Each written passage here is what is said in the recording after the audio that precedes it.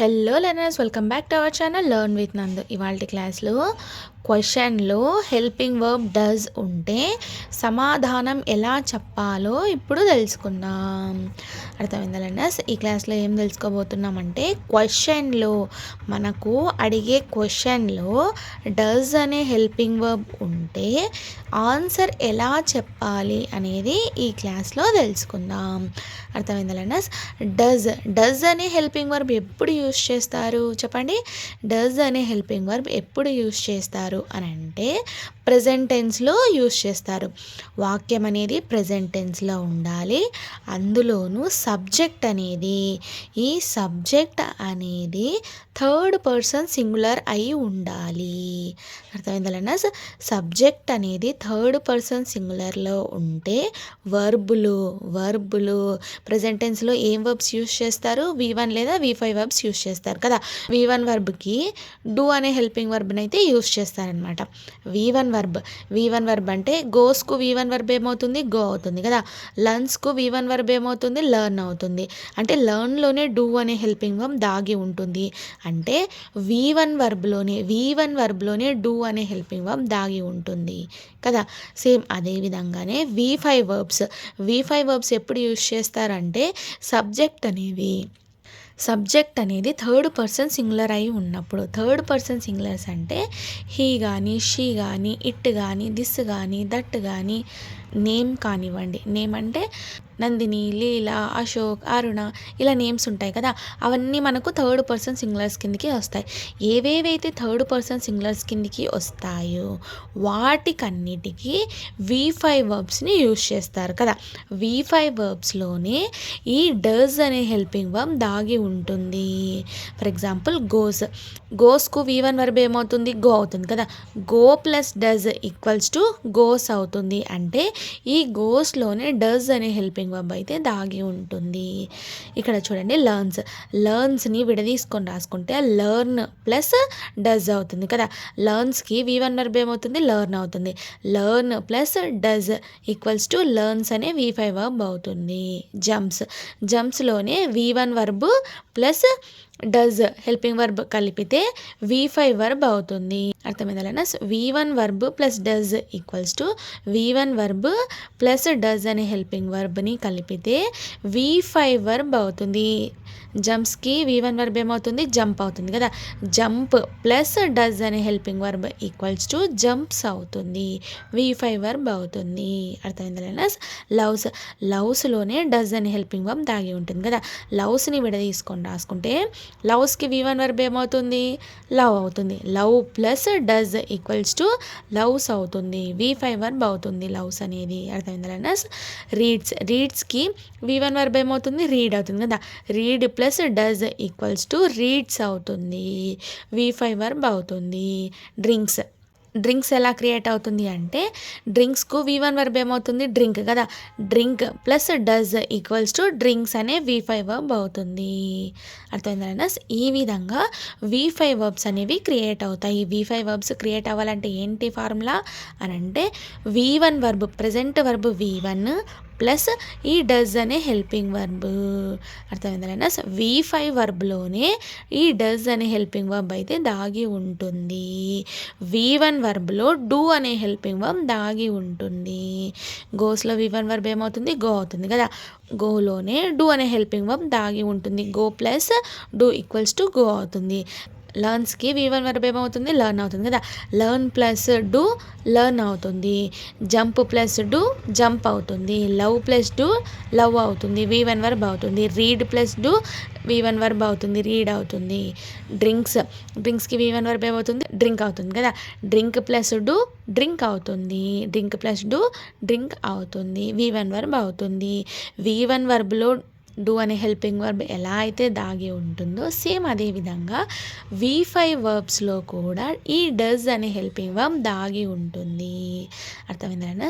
V1 వర్బ్ని ఎప్పుడు use చేస్తారు అంటే సబ్జెక్ట్ అనేది ఎక్సెప్ట్ థర్డ్ పర్సన్ సింగులర్స్, అంటే థర్డ్ పర్సన్ సింగులర్స్ కాకుండా ఉంటే, సబ్జెక్ట్ అనేది థర్డ్ పర్సన్ సింగులర్గా కాకుండా ఉంటే అప్పుడు V1 వర్బ్ని యూస్ చేస్తారు, V1 వర్బ్స్ని యూస్ చేస్తారు.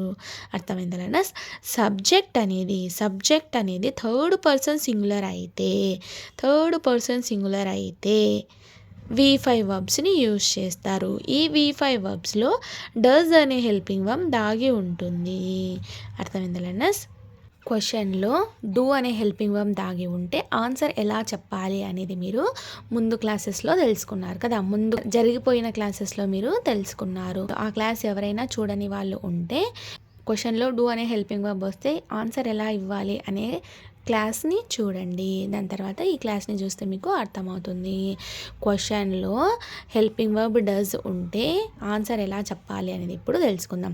క్వశ్చన్లో డస్ అనే హెల్పింగ్ వర్బ్ దాగి ఉంటే అది ఏ టెన్స్ కిందకి వస్తుంది అంటే ప్రెజెంట్ టెన్స్ కిందకి వస్తుంది కదా. ప్రెజెంట్ టెన్స్లోనే కదా మనము డూ లేదా డస్ అనే V1 V5 వర్బ్స్ని యూస్ చేస్తారు కదా. సబ్జెక్ట్ బట్టి V1 వర్బ్ యూస్ చేయాలా, V5 వర్బ్ యూస్ చేయాలా అనేది డిసైడ్ అవుతుంది కదా.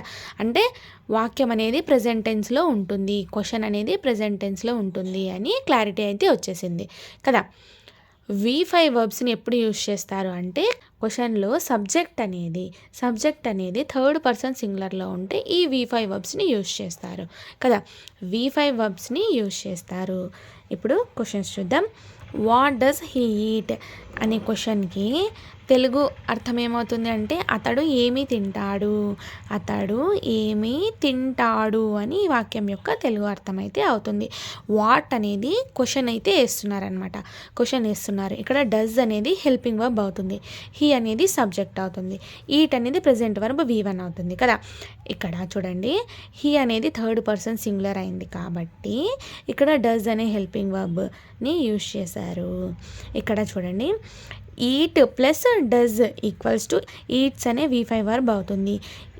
డస్ ప్లస్ ఈట్ లేదా eat plus does equals to eats అనే V5 వర్బ్ అవుతుంది కదా. క్వశ్చన్ వేయాలన్నప్పుడు question WH question plus helping verb plus subject plus V1 verb, ఇది స్ట్రక్చర్. అర్థమైందా లెర్నర్స్? ఇది స్ట్రక్చర్. క్వశ్చన్ వేయాలంటే ఇది స్ట్రక్చర్ డస్ అనే హెల్పింగ్ వర్బ్ వచ్చినప్పుడు. అర్థమైందా లెర్నర్స్? వాట్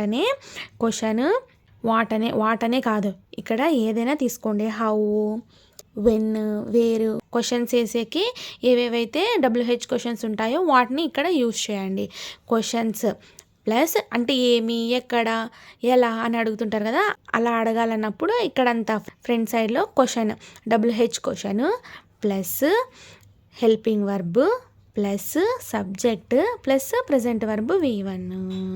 అర్థమైందా? ఇలా వచ్చినప్పుడు ఆన్సర్ ఎలా చెప్పాలి అని అంటే subject plus V5 verb plus object. అతను ఏమి తింటాడు అని క్వశ్చన్ వేస్తున్నాడు అంటే సమాధానం ఏం చెప్పాలి, అతడు ఏం తింటాడో చెప్పాలి కదా. అతడు ఇడ్లీలు తింటాడు అని సమాధానం అయితే మనం చెప్పాలి. So he eats idlis. ఇక్కడ ఈట్స్ ఎందుకు వచ్చింది V5 వర్బ్ అని అంటే ఇక్కడ హీ అనేది సబ్జెక్ట్ థర్డ్ పర్సన్ సింగులర్ కాబట్టి ఈట్స్ అనే V5 వర్బ్ని యూజ్ చేశారు. ఈట్ అనేది ప్రెజెంట్ వర్బ్ V1, డస్ అనేది హెల్పింగ్ వర్బ్ కదా. Eat plus does equals to eats అనే V5 వర్బ్ క్రియేట్ అయ్యింది. సబ్జెక్ట్ అనేది థర్డ్ పర్సన్ సింగులర్గా వచ్చినప్పుడు V5 వర్బ్స్ని యూజ్ చేయాలి. అర్థమైందా? అతను ఏం తింటాడు, ఇడ్లీలను తింటాడు. హీ ఈట్స్ ఇడ్లీస్ అని సమాధానం అయితే చెప్పాలి. ఇడ్లీస్ అనే కాదు, ఏదైనా సరే అతను ఏం తింటాడు అనేది మనము చెప్పాలి. ఇక్కడ ఒకటి గుర్తుపెట్టుకోవాలి, సబ్జెక్ట్ థర్డ్ పర్సన్ సింగులర్గా వచ్చినప్పుడు V5 వర్బ్స్ని యూజ్ చేయాలని మాత్రం మీరు గుర్తుపెట్టుకోవాలి. అర్థమైందా? ఈ వాక్యం అనేది ప్రెజెంట్ టెన్స్లోనే ఉంది కదా. ప్రెజెంట్ టెన్స్ అంటే S1 వాక్యాలు అని అర్థము. ఈ వాక్యం అనేది ప్రెజెంట్ టెన్స్లోనే ఉంది. హీ ఈట్స్ ఇడ్లీస్, అతను ఇడ్లీలు తింటాడు అంటే వాక్యం అనేది స్టాప్లో ఉంది. అదేవిధంగా S1 వాక్యాలు ఇవి. S1 వాక్యాలు ఎలా S1 వాక్యాలు అని అంటున్నామంటే ఇతడు ఇడ్లీలు తింటాడు, నెక్స్ట్ తింటాడు అని అర్థమైతే వస్తుంది కదా. సో ఇవి S1 వాక్యాలు. S1 వాక్యాలలో డూ లేదా డస్ అనే హెల్పింగ్ వర్బ్స్ని యూజ్ చేస్తారు. అర్థమైందా? సబ్జెక్ట్ బట్టి డూ అనే హెల్పింగ్ వర్బ్ వాడాలా, డస్ అనే హెల్పింగ్ వర్బ్ వాడాలా అనేది డిసైడ్ అవుతుంది. డూ డస్ అనేవి ఎస్ వన్ వాక్యాలలో యూజ్ చేస్తారు. అర్థమైందా లెర్నర్స్? సో వాక్యాలు అనేటివి ప్రెజెంట్ టెన్స్లో ఉంటాయి. ఈ డస్ అనే హెల్పింగ్ వర్బ్ క్వశ్చన్లో వచ్చినప్పుడు వాక్యం అనేది ప్రెజెంట్ టెన్స్లో ఉంటుంది. సో ఆన్సర్లో మీరు ఇక్కడ V5 వర్బ్స్ని యూజ్ చేయాలి. సమాధానంలో V5 వర్బ్స్ని యూజ్ చేయాల్సి ఉంటుంది. అర్థమైందా లెర్నర్స్? ఇక్కడ క్వశ్చన్లో విడదీసుకొని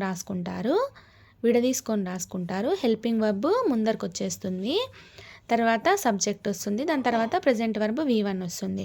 ఇక్కడ సమాధానంలో ఆన్సర్ చెప్పేటప్పుడు మాత్రము సబ్జెక్ట్ తర్వాత V5 వర్బ్ని యూజ్ చేయాల్సి ఉంటుంది. అర్థమైందా లెర్నర్స్? దాని తర్వాత ఆబ్జెక్ట్. S1 సెంటెన్సెస్ యొక్క స్ట్రక్చర్ ఏమిటి? Subject plus do or does plus object కదా. డూ ఆర్ డస్ అంటే V1 లేదా V5 వర్బ్స్ ప్లస్ ఆబ్జెక్ట్, ఇది స్ట్రక్చర్. అర్థమైందా learners? Subject plus verb plus object కదా. ఇంగ్లీష్ సెంటెన్స్ యొక్క స్ట్రక్చర్ ఏమిటి? Subject plus verb plus object, SVO.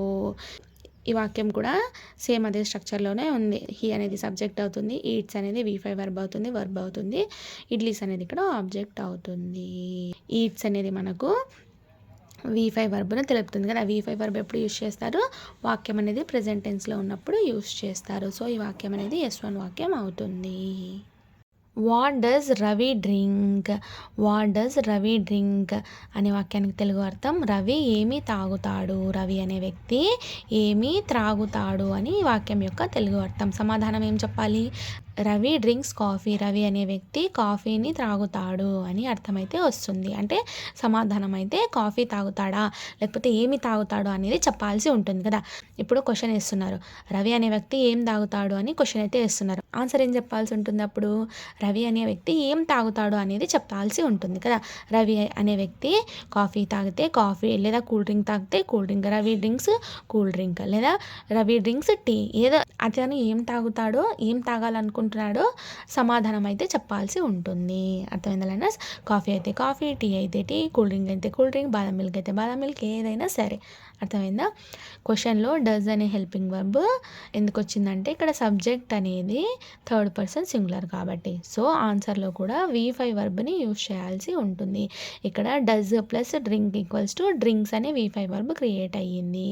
Does అనేది helping verb అవుతుంది, డ్రింక్ అనేది ప్రెజెంట్ వర్బ్ V1 అవుతుంది. V1 verb plus does equals to V5 verb అవుతుంది.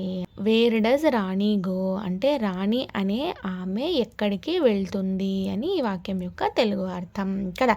ఈ క్వశ్చన్కి తెలుగు అర్థం అయితే రాణి అనే ఆమె ఎక్కడికి వెళ్తుంది అని కదా. ఆన్సర్ ఏం చెప్పాలి? రాణి ఎక్కడికి వెళ్తుంది అంటే రాణి స్కూల్కి వెళ్తుంది. రాణి అయితే స్కూల్కి వెళ్తుందని ఆన్సర్ చెప్పాలి. ఎలా చెప్పారు ఇంగ్లీష్లో అని అంటే రాణి సబ్జెక్ట్ ప్లస్ గోస్ అనేది V5 వర్బ్. ఎందుకు చెప్పండి? సబ్జెక్ట్ అనేది థర్డ్ పర్సన్ సింగులర్ కాబట్టి V5 వర్బ్ని యూజ్ చేయాలి. So V5 verb plus object. To school ఎక్కడికి వెళ్తుంది? To school. Rani goes to school. Rani అనే ఆమె స్కూల్కి వెళ్తుంది అని వాక్యం యొక్క తెలుగు అర్థం. చూసారా, ఇక్కడ వేర్ అనే క్వశ్చన్ అయితే తీసుకున్నాము చూసారా. సో మీరు కూడా ఇక్కడ వేర్ అనే కాదు, వాట్ అనే కాదు, అంటే WH క్వశ్చన్ ఏదొస్తే అది. WH క్వశ్చన్స్, Wతో స్టార్ట్ అయ్యే క్వశ్చన్స్, Hతో స్టార్ట్ అయ్యే క్వశ్చన్స్ ఇక్కడ మీరు ఏదైనా అడగవచ్చును, ఏదైనా తీసుకోవచ్చును ఈ ప్లేస్లో, క్వశ్చన్ ప్లేస్లో. అర్థమైందా? క్వశ్చన్ ప్లేస్లో Wతో ఏమేమి స్టార్ట్ అవుతాయి క్వశ్చన్ ట్యాగ్స్ చెప్పండి?